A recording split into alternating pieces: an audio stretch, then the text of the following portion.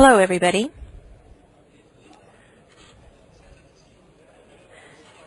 My name is Hajime Sugiyama. I'm the lead programmer for Shadow of the Colossus. In our previous title, I was in charge of animation and visual programming. In the Shadow of the Colossus, I am working on animation, collision system, and dynamics. I am very honored that I'm able to be here today with other members of the Shadow of the Colossus production team. I will be speaking about mostly technical things. However, please keep in mind that I'm going to be talking about a perspective from the programmer's perspective. Those other people who are sitting on the stage are game designers and animators also from the Shadow of the Colossus team. Each of them will be speaking after I talk a little bit, and I will have each of them introduce themselves at that time.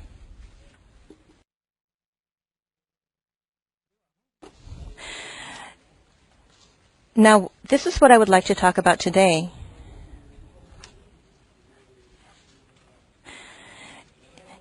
Iko and Shadow of the Colossus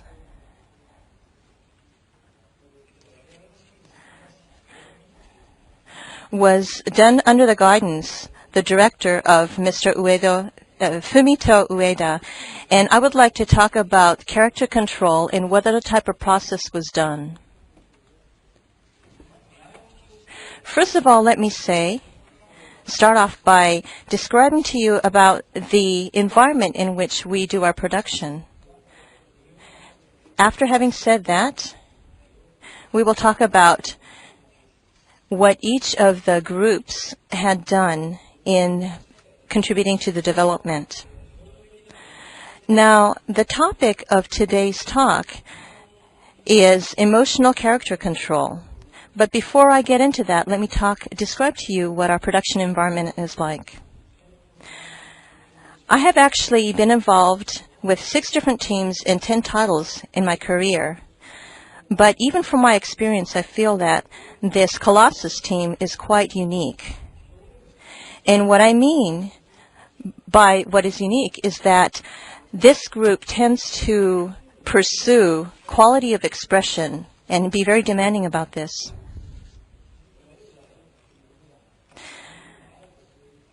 Often there might be topics or elements that will be eliminated because from cost perspectives and other things, but our team tends to pursue those purposely. I often think about what meaning our group has to Sony Corporation. This probably arises because I think about what my personal value is to the company.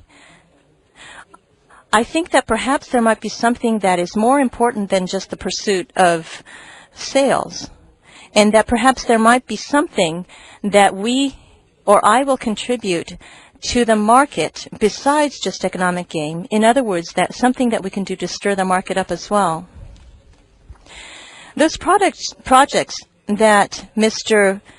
Ueda are involved with tends to always have technically challenging elements. I don't know how much of this is done purposely, but that seems to be the way it is. And I think in that sense, our team provides great value. Usually, existing systems are used, and groups will pursue projects that they will be able to accomplish without a problem. But we tend to go for those that have problems. As a result, this creates a challenge for me, and that motivates me as well as a programmer. Let me get a little bit more specific about this. Earlier, I said normal teams may decide not to do certain things because of cost effectiveness, or because some things are not cost effective. But I think the element that is applicable in our efforts with Colossus is what we decided to do with deformative collision detection objects.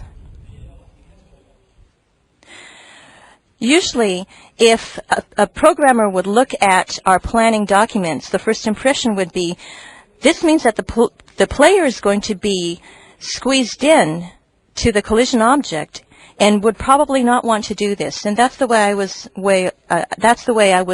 I felt as well.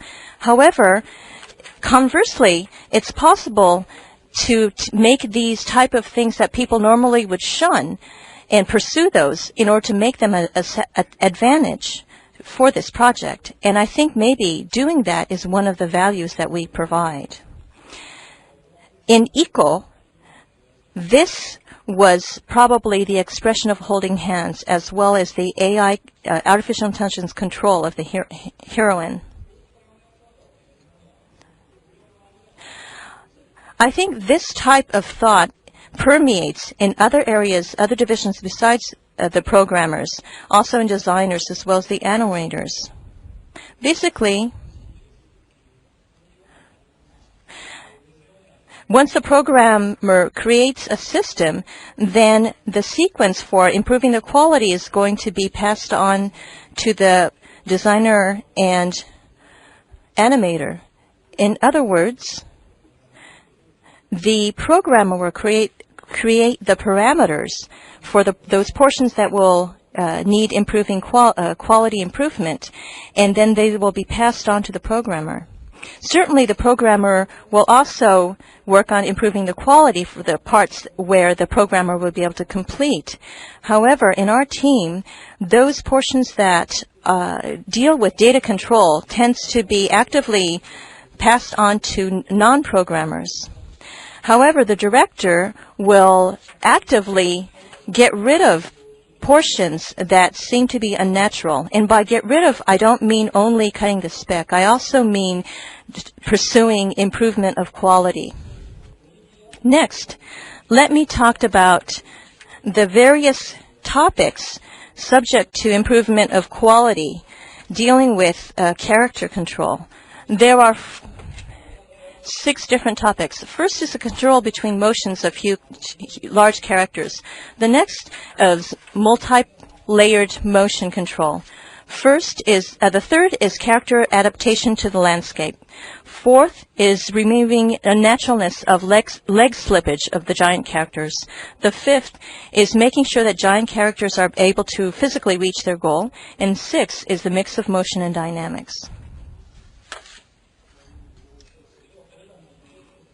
Let me describe each one of these. The first portion is controlling motion transition. So we need to make sure that we put motions together so that they will be playable as well as beautiful. And we do this by trial and error. The programmer will create the necessary commands, patterns, transition block frames, and motion data interpolation frames. And once these are set by the programmers, they no longer are involved in this. The game designers will actually talk about these as well later on. So just keep in mind that these things exist. Now, the reason why I'm specifying the large-scale characters is there is a reason for this.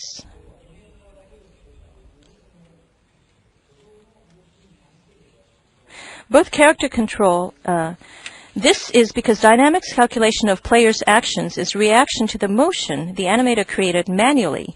The animators don't necessarily follow the law of physics in order to make characters move. They try to make the movements as impressive as possible, and that's why this happens.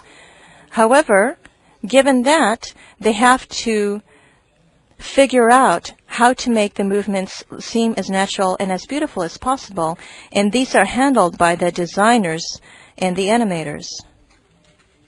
In other words, that portion is given over completely to the animators as well as the designers. Of course, we made an effort as a programmer's point of view. For example, we put the limitation of acceleration and velocity. For example, if the Colossus accelerates inappropriately, we have to stop it. In order to do so, we have a fail-safe system. So programmer uses it so that even though the designer put inappropriate number, still it's okay. Then I'd like to talk about multi-layered motion. The transition control I just described has several concurrent motions. For example, the player on the horse kicks the size of horse's stomach, or to accelerate, or boss was stabbed by a sword and has a reaction to it in the appropriate part of its body. There is one basic motion, and you can layer other motions. And we use the parent process. We made it possible that these other motions can be synchronized with the basic motion. And one example is that the player is moving or being swung in accordance with the horse movement. And if I take a look at the player, we have 12 layers. I am not sure how the other teams are dealing with this. Maybe programmers might be in charge of this. But in my team, programmers are not in charge of it. We asked the designers or animators to put the materials and then try to control them. Now I'd like to talk about the character's adjustment to the terrain. This is similar to multi-layered motion. This is a pose adjustment, not by using mathematics, but we just would like to have several pose adjustments by using different ways. It was difficult to show two-legged or four-legged characters naturally stand on a slope. From programmer's point of view, maybe we can use the IK to adjust the difference, but this is not enough. We can only make the leg bent along with the slope, and it doesn't look natural. So what we did is that by using the target, we asked animators to adjust to it. We asked them to use the equation or formula which programmers use, because we believe that animators know the best position which makes the character natural, so we asked the designer to do so. The 4th point is sliding feet. In our team, we use the root, which is the skeleton of the character. The volume of motion or rotation will be calculated by animators. The volume of rotation and motion is critically related to the quality of the character. That is why we asked designers to do so. This subject is related to the next subject, how to make sure that the character will reach the targeted goal. If the small character's feet start sliding precisely along with the slope, it doesn't matter.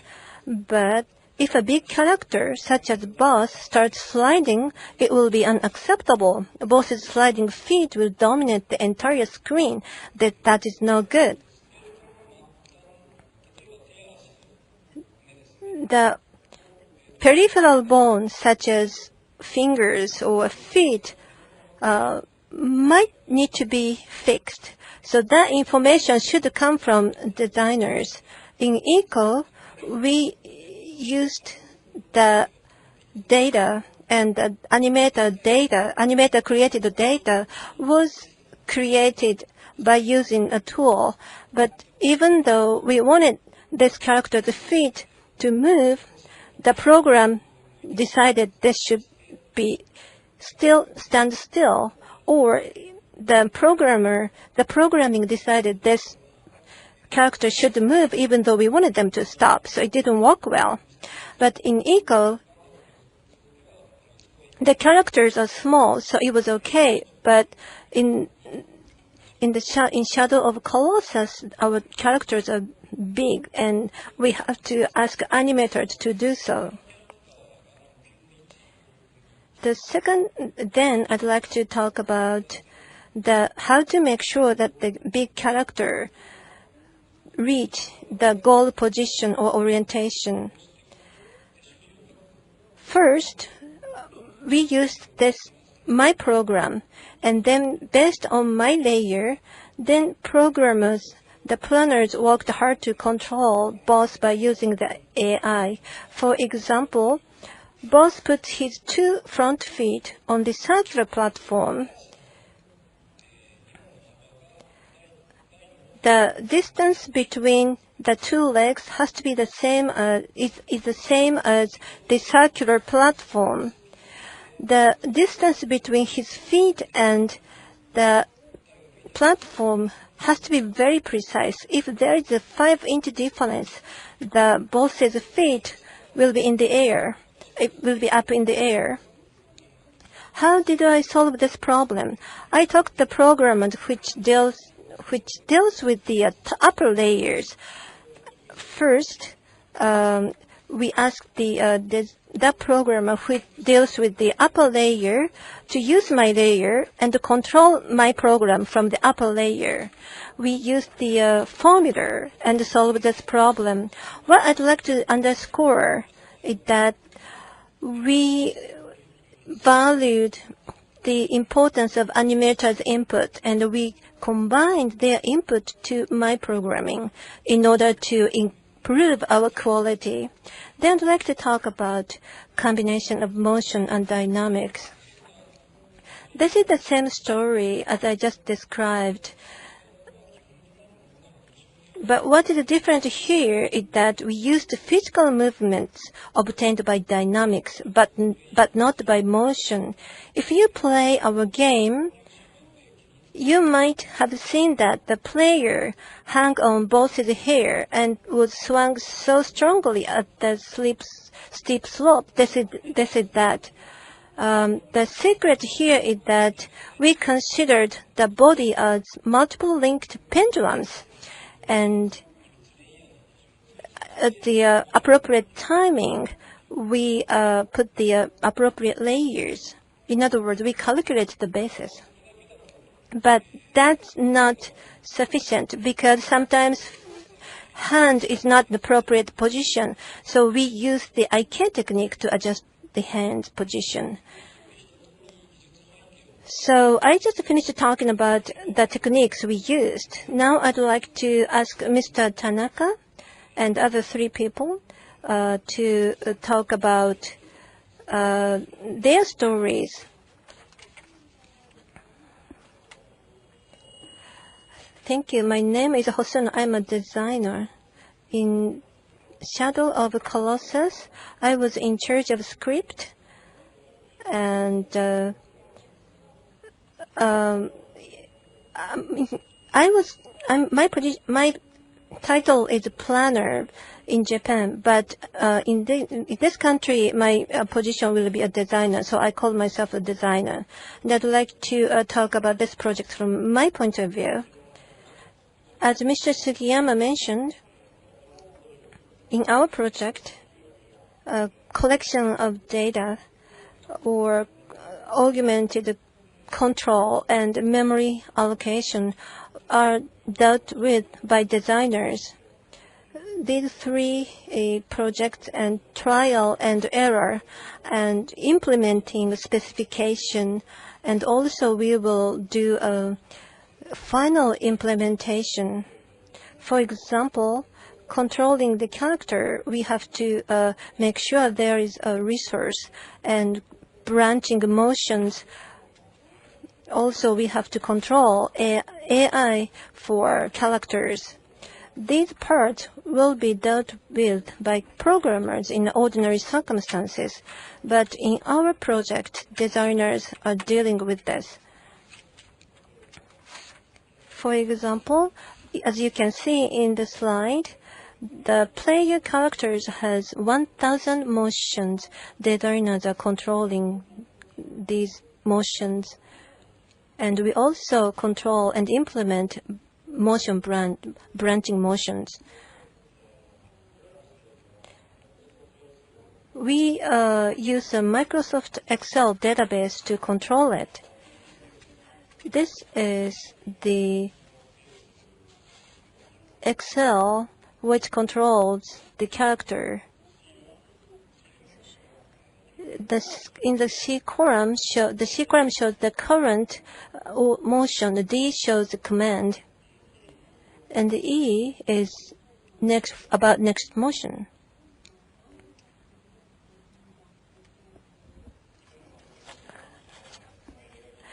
Under the current circumstances, if we get this command, we will go to this motion. And also we have a cancel frame and interpolation frame. And we can control these things by using this Excel database. So we have an advantage and disadvantage of this database.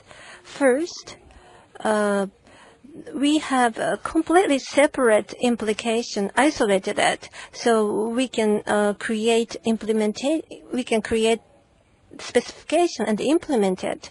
The disadvantage is that sometimes we create critical bugs to the system. Actually, 1/3 of all the debug reports were turned out from designers, and we have to work hard to fix them.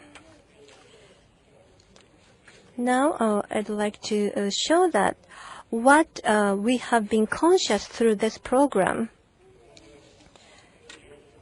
We wanted to create a very realistic look of character motions. We could do a lot of trials and errors, so we can create the motion which looks very active. This is the This slide shows the reaction when the player lands. Depending on the angle at which the character falls to the ground, they go through different motion. They might fall forward, sideways, back. So with these reactions, I think probably there aren't very many games that have these type of reactions included in them. Next, let's look at the Colossi control. Of course, we wanted to make this look real, but we also wanted to make this playable as well. So we have done things for that. For example, what you see on the screen now is a scene in which a horseback player jumps onto a dragon-shaped colossus. So the speed of the dragon will be adjusted in order to run in parallel to the player. This not only makes it easy for the player to jump onto the colossi, but it also makes it easier for makes it feel like this is actually happening, makes it feel very real. So each of these various subtle things that we did, we feel were elements that drew the player in. These were just a few examples, but the designers themselves were able to come up with these type of ideas and implement them. And this is the type of environment that we had. I think that is probably one of the elements, the fact that this environment existed, is one of the elements that allowed us to create this type of a Shadow of the Colossus, which is a very challenging program. My name is Masanobu Tanaka. I was in charge of the playable motion and animation. I'm the only person of these who is involved only in the Shadow of the Colossus. I'm going to be talking about the animation designer's policy.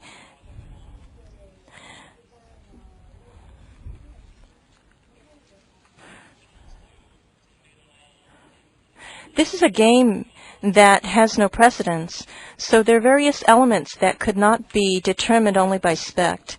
As a member of the animation, we first started off by creating a temporary motion. Qualities-wise, this motion is very low, but it's easy to implement this into the game. The designer will brush this up and test and improve the quality. By doing this, we actually have to work even harder, but because this is an unusual game, or a game that we haven't done before, we felt that we had to put the effort into it. Colossus and Eco both had motion not only to fulfill the spec, but also to create a compelling program. For example, the Colossi moves very slowly, so they cannot actually run after the player. If it suddenly moved or turned suddenly, it would require a huge amount of energy. If in order to make this more responsive and made the Colossi move quickly or turn quickly, the power of their weight gets lost. And for the jump or swinging of the sword did not happen the minute the button was up.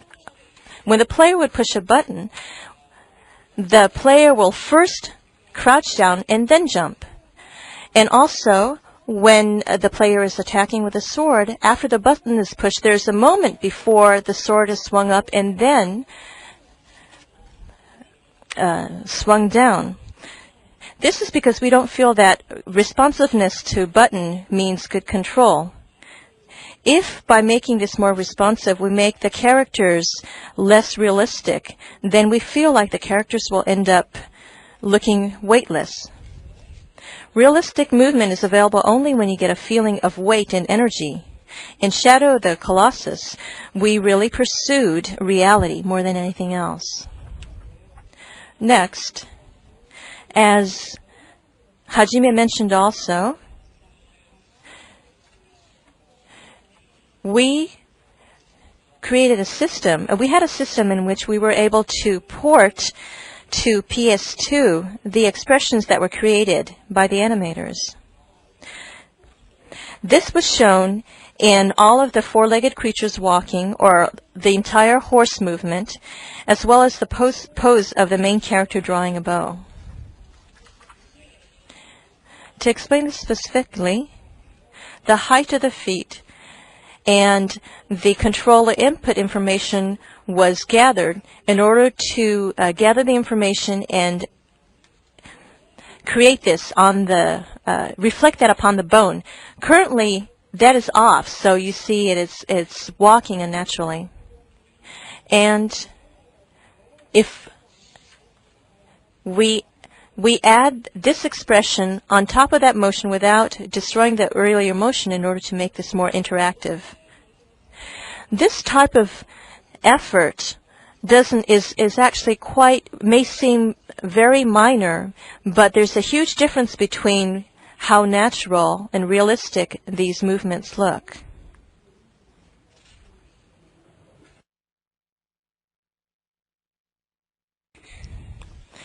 Usually, if we think about cost effectiveness, these type of controls are not done, or the landscape will end up being flat, and it has nothing to do with whether one will be able to win the game or not.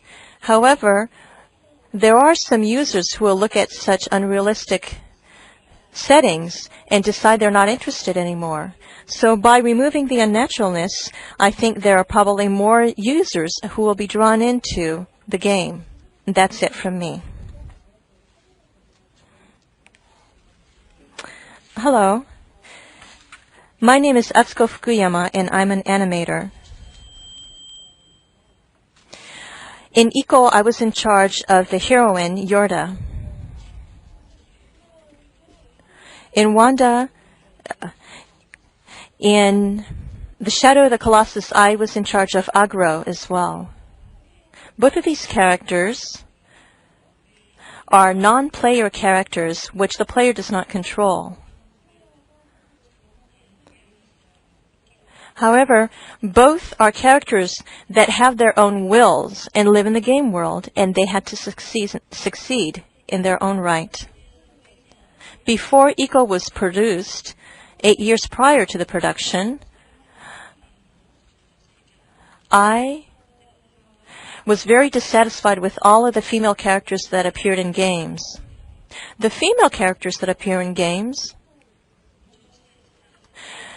tended to be made in such a way that they really showed off the fact that they were females.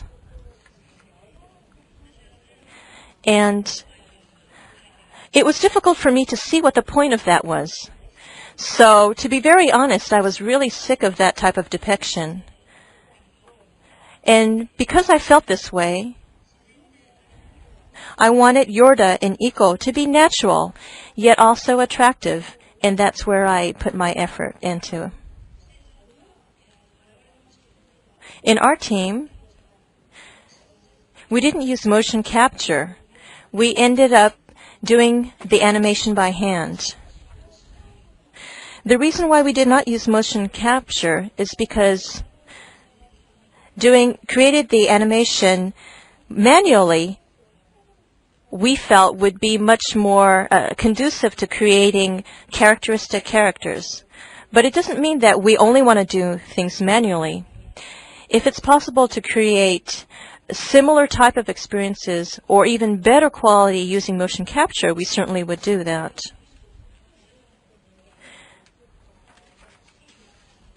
So although we stuck to doing this manually, you can't, for animation tech, we can't talk about all of the animation techniques that are required in one setting. And certainly various techniques are required, but to say it simply, the most important thing is to think about how characters, how people can really, how the environment is put in, and how the people can really make themselves feel like they are those characters as well. This is very similar to TV and movie actors, we feel. In that sense, Shadow of the Colossus, in the Shadow of the Colossus, I wasn't in charge of people, I was in charge of a horse, so that was a little bit difficult. However, it was also very important that I had colleagues, other programmers and designers with whom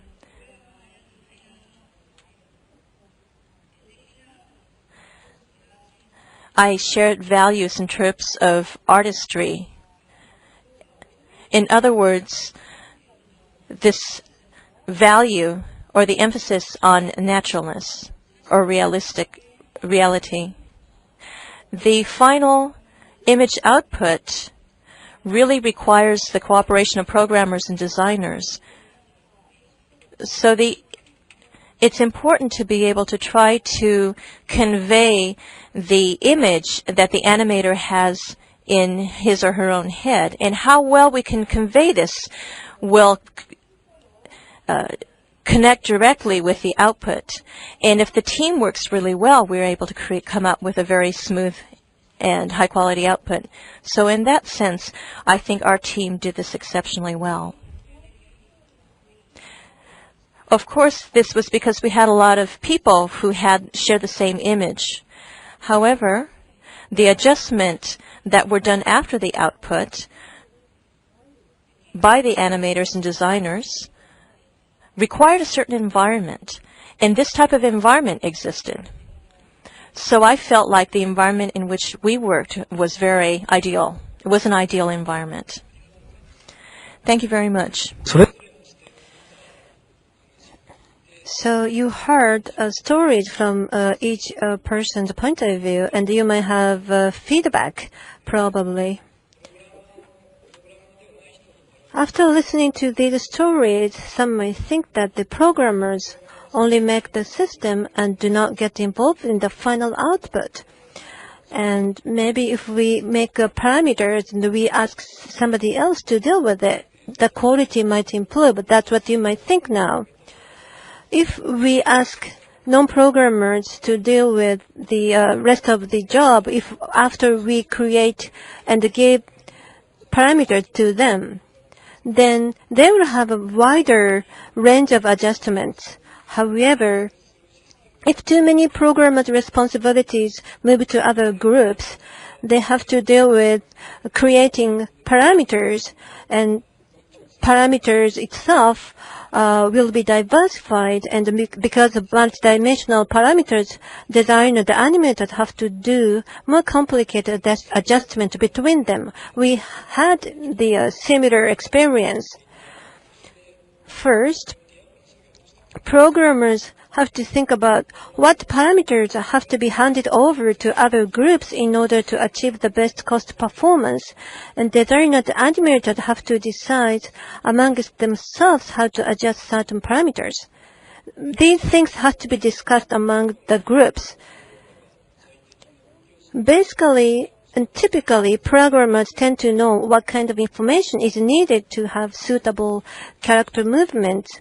Therefore, it is important for these groups to discuss issues together. The second question is whether the programmers should specialize in making a system. Personally, I'd like to use procedures and just using all the calculation to describe everything. Only programmers can create end-to-end system. That's what we would like to do it. For example, auto creation of motion or auto creation of terrain or these things. I heard that the Gran Turismo doesn't tell a lie mathematically. I think that sounds great. However, personally, under the current technology available, I don't think using programming by programmers doesn't solve everything. For example, face bank angle. If we tilt our face, there will be a different impressions. I just talked about multi-layered quality, and I just use the glaze. We create the glaze system. We divide the face and created 8 different directions of the head. Animators made it. And we had the baseline motion, and we input these 8 different phases to the basic one. Animators have information what kind of angles can be used because only animators have it. I also described this in dynamics. The character was hanging there on the Colossus. Sometimes we have to use some information from non-programmers to show the strong will of the character by its motion. Therefore, it's significant for us to receive information from designers and animators. Ultimately, it would be ideal to put AI into the characters in the computer. Personally, I believe that programmers should create systems and trust designers and animators to provide good information, which lets programmers focus on the quality that they are in charge of. In the Shadow of the Colossus, in the final phase, I was implementing dynamics for the movements of the horse's reins and manes and the character's hair and mantle and collision detection. That was really enjoyable because my output was directly linked to the quality of the final product. In Japan, we have a doll called Daruma. It does not have eyes in the first place. when you commit yourself to finishing one thing, you write one eye to the doll. When you actually finish your work, you put another eye in the doll. During the final stage, I was so happy and I felt as if I was writing the last eye in the doll. I have a lot of such significant moments and that I feel really happy. That's all I have today. Thank you for your attention.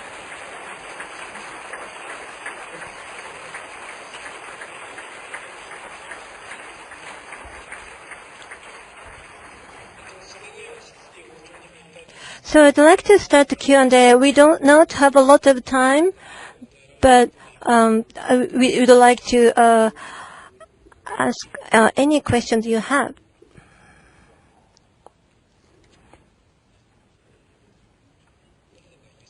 Are there any questions? Please go to the microphone.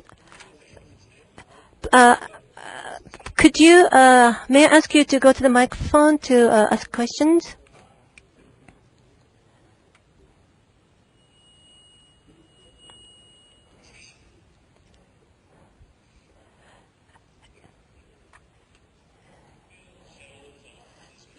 Accessible than Eco to the non-gamers.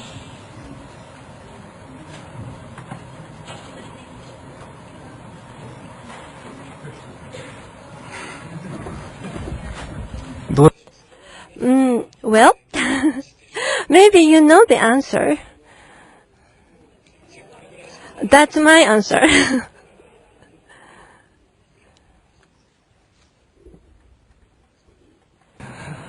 So I was wondering, did you guys went through a phase where you try to solve everything with physics simulation at the beginning, and then later on you figure out that it just doesn't look right, and then you try to, layer animation on top of it? Is that how you eventually, arrived at a point that you layer 12 animation on top, and then you found it looked right? Like, so, did you figure that out by trial and error, knowing that, physics simulation couldn't get what you want? Or at the very beginning, you already knowing that that is not going to work? It will be a combination of both techniques.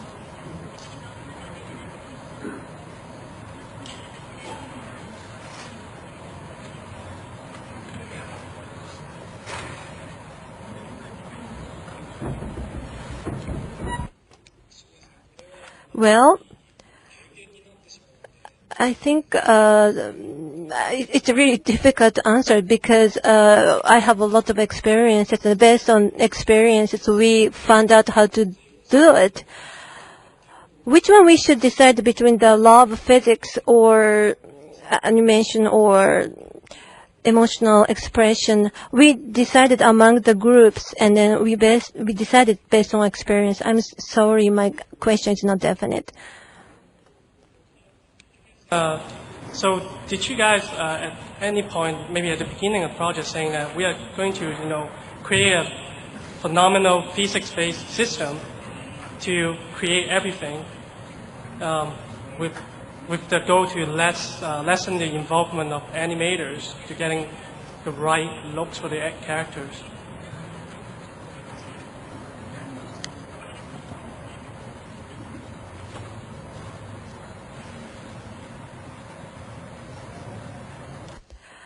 Excuse me, could you repeat the question? Is there like a high-level goal at the beginning of the project saying we're going to make a really good physics system so that we'll minimize the number of animation that we need to create to, create expressive character emotion or animations?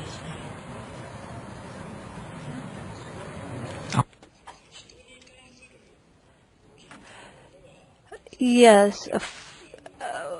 We didn't think about using the programs for human beings. If it's like a car game or a car race game, maybe we can use the programming only. But because there are humans in this game, I thought the only programming wouldn't solve this problem. ありがとうございます。 Well, first, I just want to say I think you achieved your goal of creating really, really beautiful motion. It's an amazing looking game. But my question is, I think you guys have created some of the best You've created some of the best jump animations that are under player control. I was wondering if you could talk in a little bit more detail about the process you went through. And for example, you said that one of the things you did was delay the character's response to the button press. Can you talk a little bit about how you iterated through that, and did you find you could get too much of a delay? And just interested in any detail you have. Thank you.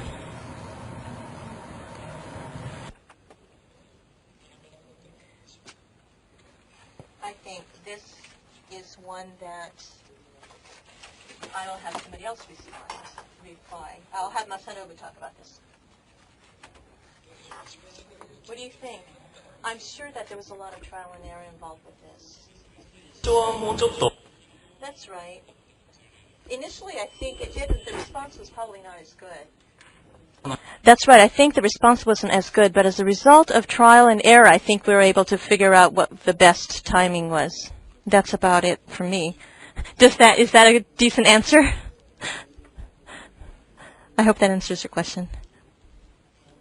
One of the very few faults I found on the masterpiece, which is Shadow of the Colossus, is the impression of not perfect frame rate. It seems that I was in doubt that if it was done on purpose by any artistic reason, or if it was the PS2 that could not handle all the power of the physics in the game.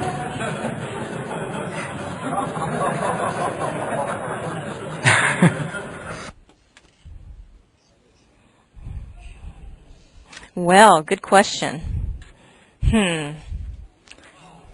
Well,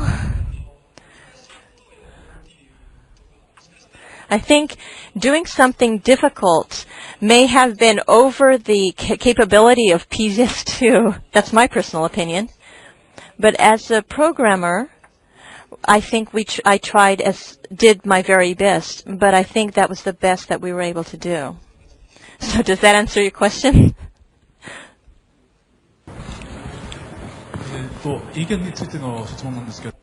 I have a question about Iko. In Shadow,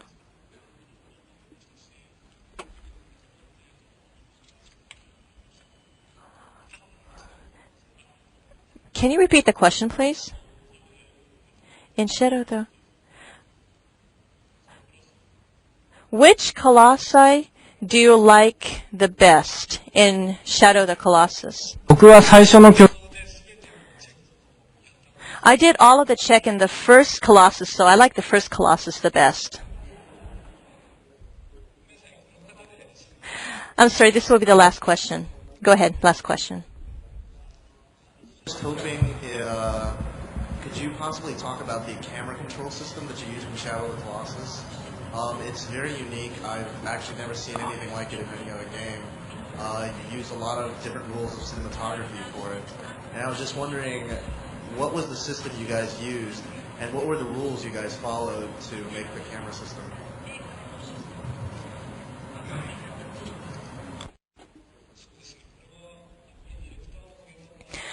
I think the director, Mr. Ueda, was particularly concerned about this particular element.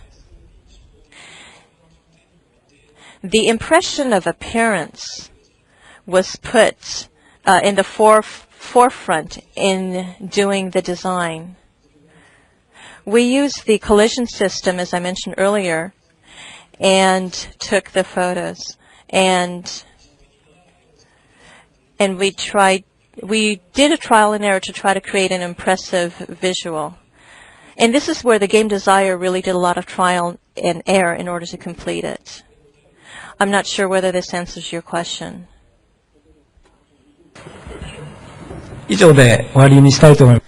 That concludes it. Thank you very much for your attendance.